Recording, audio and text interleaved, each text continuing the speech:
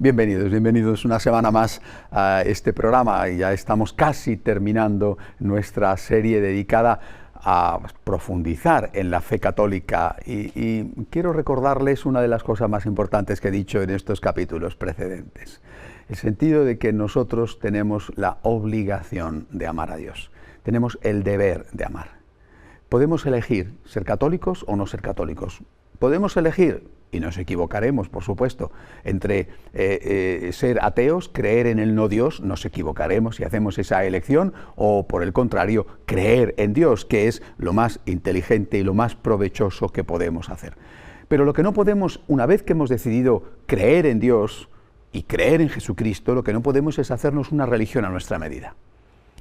Esto es especialmente importante decirlo y, por supuesto, practicarlo en una época como la nuestra, donde sobreabundan los católicos que van por ahí diciendo que ellos sí creen en Dios, que ellos sí creen en Jesucristo, incluso que ellos quieren amar a Dios y a Jesucristo y a la Virgen María, pero a su manera.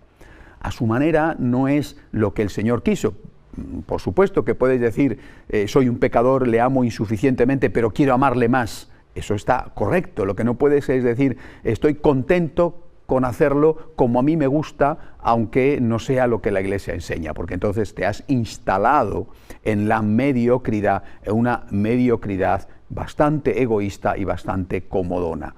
Por eso es muy importante, insisto en ello, tener en cuenta que al ser católicos asumimos consciente y voluntariamente una obligación: amar a Dios sobre todas las cosas, y por amor a Dios, amar al prójimo como Dios nos enseña. Partiendo de esta obligación, les dije en algunos de los capítulos anteriores, partiendo de esta obligación yo me planteo ¿cómo amar a Dios?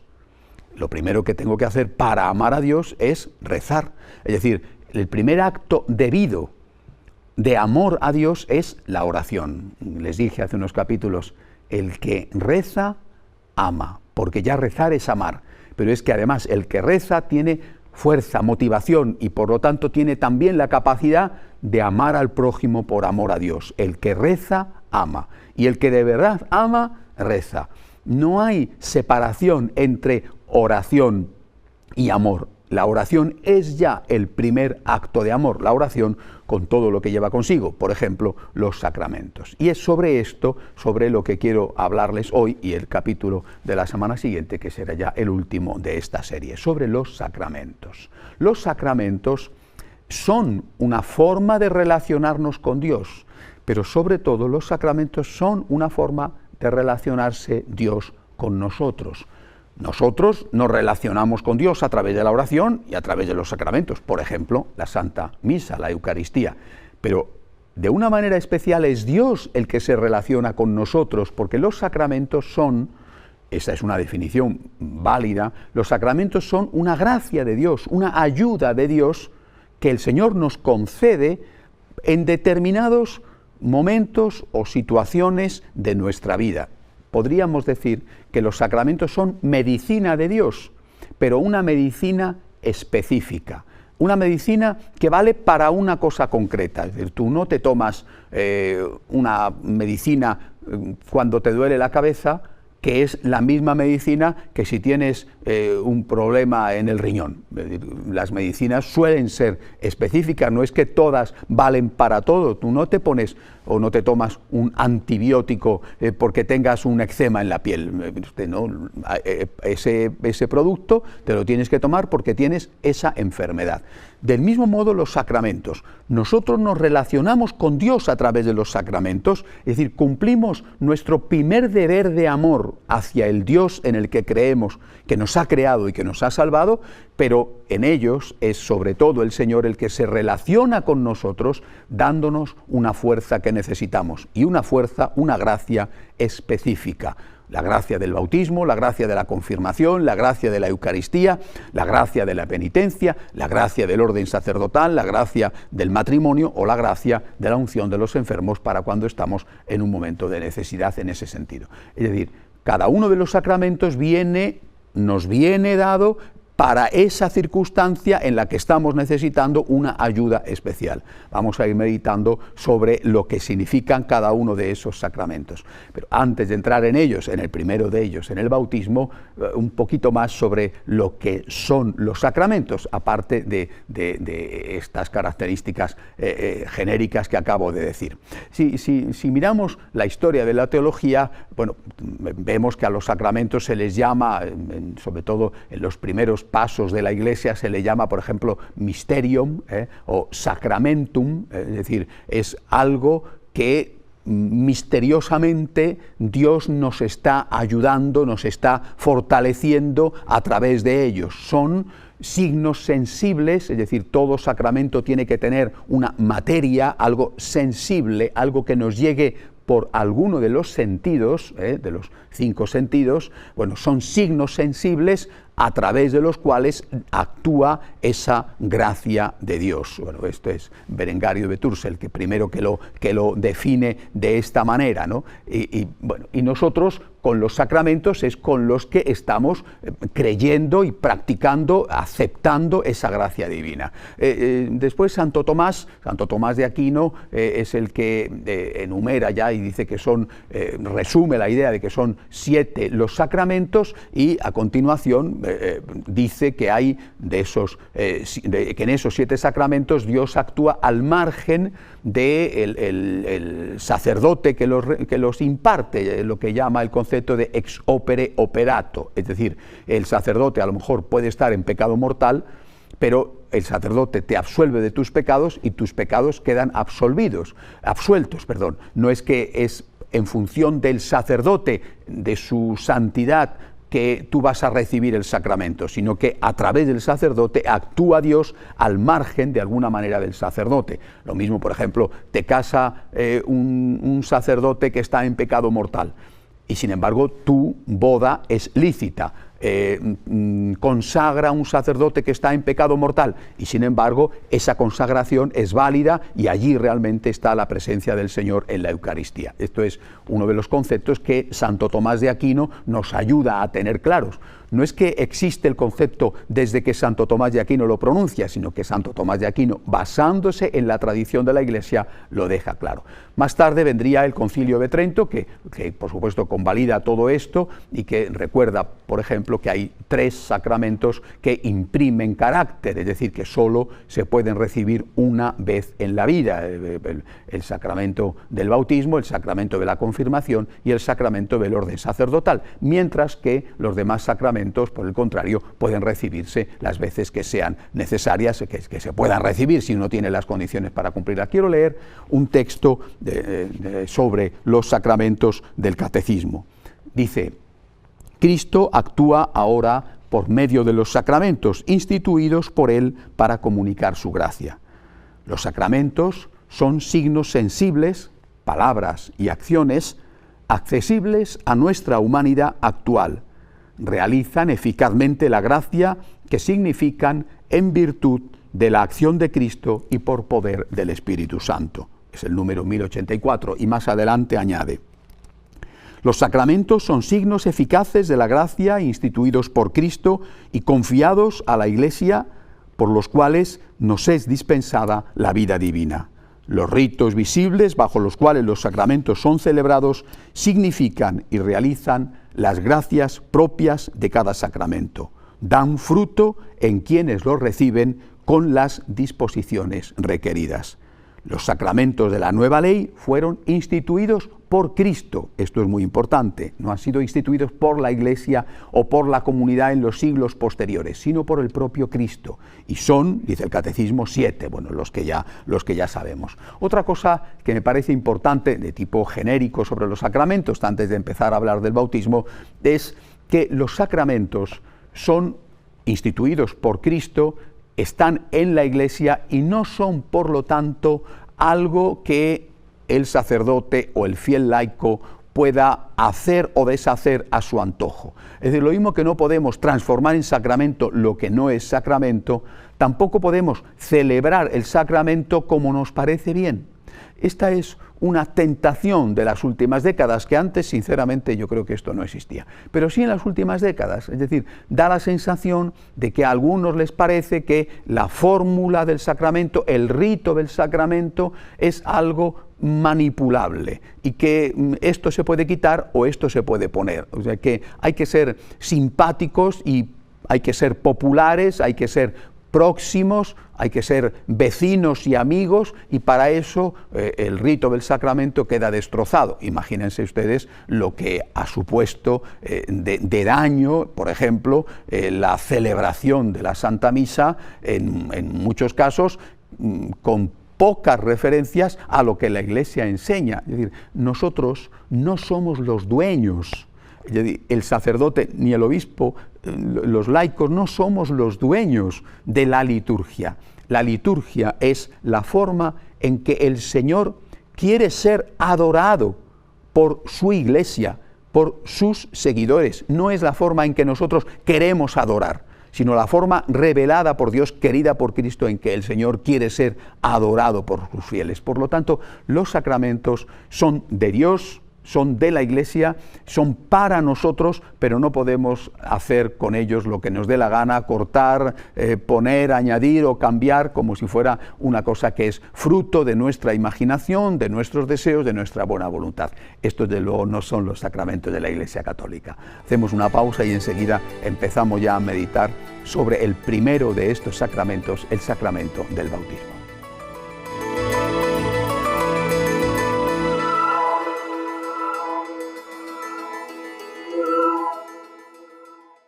Los sacramentos son ese cauce maravilloso, ese regalo extraordinario inventado por Jesucristo, querido explícitamente por Él, por el cual nos llega la gracia de Dios y nos llega además para afrontar situaciones que son especialmente delicadas en nuestra vida. Por eso los sacramentos nos acompañan en la vida. Los sacramentos marcan nuestra existencia. Los sacramentos los recibimos desde la cuna, por ejemplo, el bautismo, hasta la muerte, por ejemplo, la unción de los enfermos. Los sacramentos van marcando las distintas etapas de nuestra existencia. Por ejemplo, marcan el paso del bebé a la infancia ya consciente, la primera comunión, o el paso de la infancia a la adolescencia, al inicio de la juventud, el sacramento de la confirmación. Los sacramentos nos introducen en una vida adulta de compromiso, el sacramento del orden o el sacramento del matrimonio. Por supuesto, los sacramentos nos restituyen la fuerza perdida, el sacramento de la Eucaristía, o nos restituyen la gracia perdida, por ejemplo, el sacramento del perdón de los pecados. Es decir, los sacramentos son un invento extraordinario del amor de Dios, que no podemos manipular, como he dicho antes, y que nos va a ir acompañando a lo largo de nuestra vida para sostenernos en el camino de la gracia, en el camino hacia la santidad. Sin los sacramentos, y son uno de los grandes dones de la Iglesia Católica, ese caminar detrás de Cristo sería muchísimo más difícil. ¿Qué es lo que habría pasado con cada uno de nosotros católicos si no hubiéramos tenido los sacramentos? Por ejemplo, si no tuviéramos accesiblemente, como lo tenemos, el sacramento de la Eucaristía o el sacramento de la confesión. Realmente nuestra vida, nuestro caminar hacia la perfección y hacia la santidad serían muchísimo más duros y seguramente en muchos casos nos parecería simplemente imposible. Qué suerte tenemos los católicos de contar con estos dones extraordinarios, y qué pena que los demás no quieran reconocerlos, porque si los reconocieran probablemente también vendrían a participar de ellos en la Iglesia Católica. Quiero empezar ahora ya poco a poco a enumerar estos maravillosos sacramentos y a profundizar al menos un poco en ellos, porque claro, hacer una catequesis sobre cada uno de ellos es una labor que merece la pena hacer seguramente, pero que requeriría muchísimos programas. Y quiero empezar por el sacramento del bautismo. El sacramento del bautismo es el primero de los sacramentos, es decir, es el sacramento que va a dar paso al resto de los sacramentos, sin recibir el bautismo no podemos recibir los demás sacramentos. Es un sacramento que imprime carácter, y decir que solo se puede recibir una vez en la vida. Y por eso, precisamente, cuando una persona ha sido bautizada en otra iglesia, hay que ver, y eso es la propia Iglesia la que lo ha estudiado, digamos, estudiándolo de acuerdo con las otras iglesias, hay que ver si el sacramento recibido en la otra iglesia es válido o no. Es decir, si ha sido hecho con la misma fe esencial, no con la misma fe igual, porque evidentemente sería católico también, sino con lo esencial de lo que nosotros confesamos como católicos, la fe en el Padre, en el Hijo y en el Espíritu Santo. Si ese sacramento está considerado válido, el sacramento que una persona recibe en otra iglesia, si está considerado válido, no hace falta repetir el sacramento al hacerse católico, aunque sí haga falta hacer unos ritos de admisión, pero no repetir el sacramento. Porque, insisto, el sacramento del bautismo es un sacramento que imprime carácter. En el inicio de la historia de la Iglesia, el sacramento del bautismo se solía hacer por inmersión, recordando la inmersión de nuestro Señor Jesús cuando recibe el sacramento del bautismo, cuando recibe el bautismo, no era entonces sacramento todavía, cuando recibe el bautismo en el Jordán de manos de Juan. Bueno, entonces el Señor inicia con ese sacramento su vida pública, y tiene lugar una de las apariciones del Espíritu Santo, dejando claro que Él es el Hijo único, muy amado de Dios. Bueno, recordando aquel bautismo de Jesús en el Jordán, los primeros cristianos recibían el sacramento del bautismo por inmersión en unas pequeñas piscinas. Después esto se simplificó, pero siempre el sacramento del bautismo está ligado al agua. El agua es la materia del sacramento, aunque lógicamente no solamente en el bautismo al niño o al adulto se le derrame sobre su cabeza el agua, es decir, tiene que estar el agua. En el caso del bautismo de los católicos, además hay otras cosas, como por ejemplo el óleo de los catecúmenos, el crisma. Bueno, esto como una cosa muy genérica del bautismo. Hay un rito precioso, que como he dicho no son ritos que uno pueda cortar o ampliar o modificar a su antojo, sino que son ritos en los cuales la Iglesia, basándose en la tradición, ha visto que así fue practicado por los católicos desde el inicio y lo mantiene con fidelidad. Hay primero una acogida al catecúmeno, a su familia, ¿verdad? Porque muchas veces es un bebé. Hay una acogida al catecúmeno que se expresa a través de hacer en la frente del catecúmeno, del niño, hacer en la frente la señal de la cruz, la comunidad cristiana, porque primero es el sacerdote, pero después el resto de la comunidad, por ejemplo los padres y los padrinos, acogen a ese niño en la que va a ser su comunidad cristiana. Hay después otra serie de actos, como por ejemplo la unción en el pecho, antes por supuesto de recibir el bautismo. Hay la lectura de la palabra de Dios y el comentario de la misma, los exorcismos, está después la bendición del agua, las oraciones, es decir, está después por supuesto el propio rito del bautismo, que tiene que ser hecho o bien por inmersión o bien derramando el agua en la cabeza, pero siempre en el nombre del Padre y del Hijo y del Espíritu Santo, recordando nuestra fe en la Santísima Trinidad, la imposición de la vestidura blanca, el crisma en la cabeza, para que se recuerde que el niño o el adulto bautizado tiene que ser testigo de Cristo y que tiene que desprender el buen olor con sus buenas obras que desprendía Cristo. Está el momento precioso de la luz que se le da a los papás con una pequeña vela que ha sido encendida del cirio pascual, que es la gran vela que se enciende en la noche de la vigilia de Pascua, y que se les dice a los papás: tenéis que cuidar de que la luz de la gracia que ahora está en vuestros hijos se mantenga siempre encendida.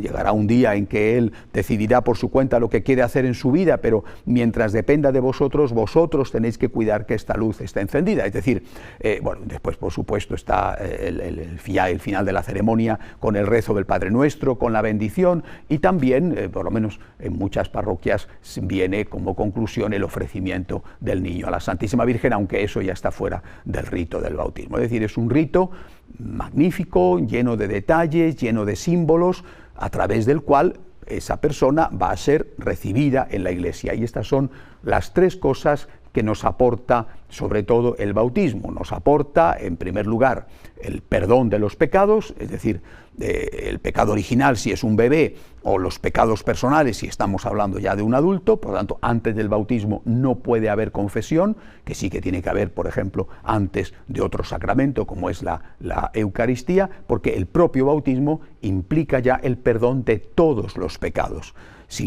Aporta en segundo lugar el bautismo el hacerte miembro de la Iglesia, formas parte de la Iglesia católica por el bautismo y te hace hijo adoptivo de Dios. Sobre esto quizá merece la pena también hacer un pequeño comentario.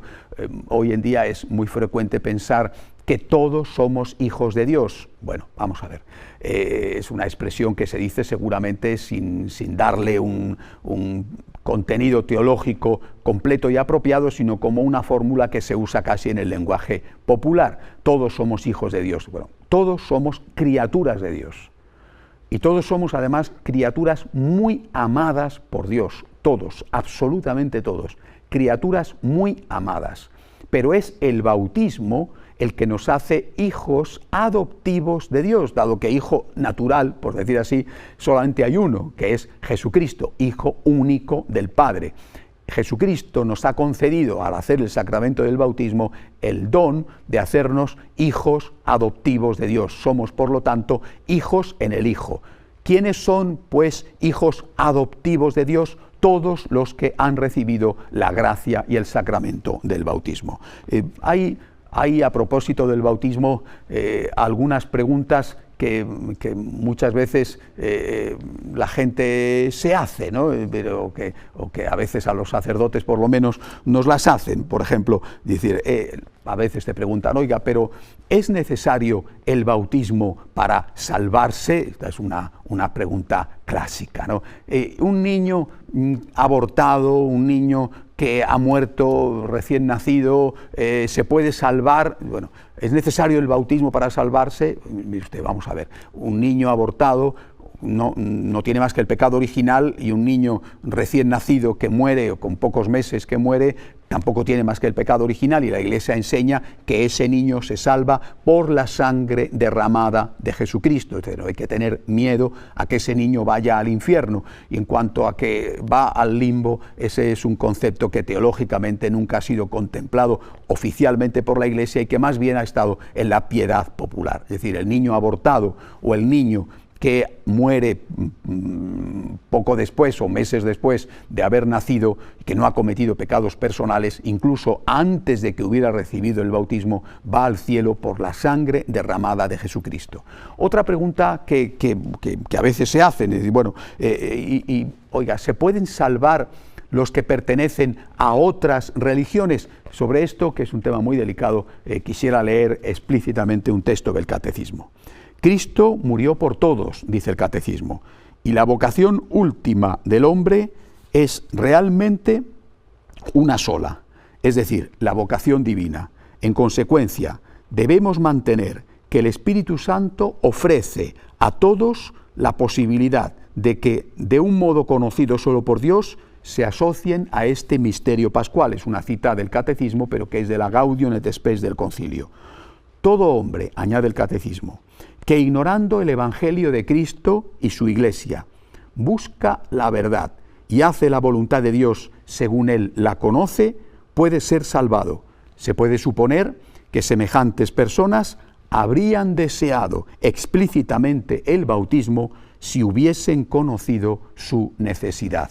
Es decir, la Iglesia nos enseña que efectivamente sí puede salvarse una persona de otra religión si no se ha hecho cristiano porque no lo ha conocido o porque no ha sido consciente de que la voluntad de Dios era que lo hiciera. Es un tema delicado porque también de alguna manera nos introduce en la cuestión de si es necesaria o no para la salvación la pertenencia a la Iglesia. Por eso hay que leer detenidamente el texto, porque eso no significa, no quiere decir la Iglesia, no quiere decir este texto que dé igual ser católico o no ser católico para salvarse.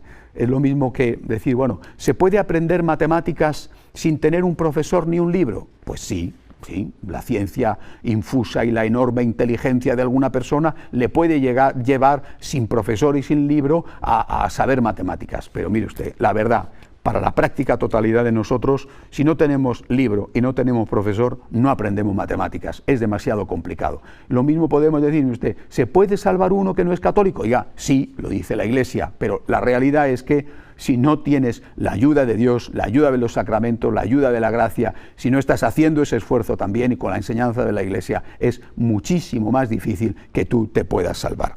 La última cuestión es la que he citado, los niños, ¿qué pasa con los niños que mueren sin bautizar? Leo el texto explícito. En cuanto a los niños muertos sin bautismo, la Iglesia solo puede confiarlos a la misericordia divina, como hace en el rito de las exequias por ellos. En efecto, la gran misericordia de Dios, que quiere que todos los hombres se salven, y la ternura de Jesús con los niños, que le hizo decir, dejad que los niños se acerquen a mí, no se lo impidáis, nos permite confiar en que haya un camino de salvación para los niños que mueren sin bautismo.